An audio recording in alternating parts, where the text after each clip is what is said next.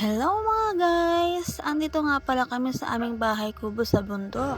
Umakyat nga pala ako dyan guys para tumulong sa paggawa ng bubong sa kusina namin. Kasi nga tag-ulan na masisira nga yung mga kahoy na ginawa namin sa kusina kasi nga wala pa siyang bubong. Kaya ito nga habang ginagawa ko nga yung trabaho ko dito sa bundok, naisipan ko na rin kuhanan ng video para pang content ko ngayong araw na to. Kasi hindi na ako nakapag-upload kahapon. Dahil nga guys, sinapian nga ako ng katamaran ko. Sa dami ba naman ang trabaho, nawawala na rin talaga ako ng time sa pag-upload ng mga content ko. Kaya nga kung minsan, sinisingit ko nga siya sa ginagawa ko para lang may upload ako. Kaya nga ngayon nandito ako sa bundok, naisipan ko nga kuhanan ng video to para makita nyo naman kung gaano ko galing sa paggawa ng pangbubong. Hindi ko nga alam ang tawag niya sa Tagalog guys, basta pangbubong yan, yun na yun. Kaya kayo na lang ang bahala umintindi sa mga sinasabi ko. Kasi nakikita nyo naman yung video ko, diba? Diba? Nakikita nyo naman?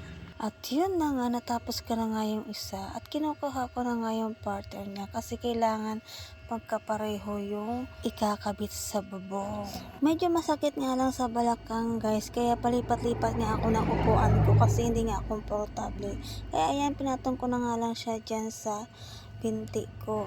Sa legs pala. Ay naku guys, napakahirap talaga gumawa ng voice over pero kailangan natin gawin to para lang sa kita natin. Kaya nga kung minsan mas gusto ko pang maglagyan ng music yung video ko kasi nga hindi naman talaga ako madaldal, kaya ayan. Kung ano-ano na lang talaga pinagsasabi ko dyan guys. At yun nga yung partner ko sa likod, nakatingin lang siya sa akin. Ito na nga pala yung nagawa ko guys, di ba napakarami na niya. O sa mga gusto magpagawa dyan, pwede na ako.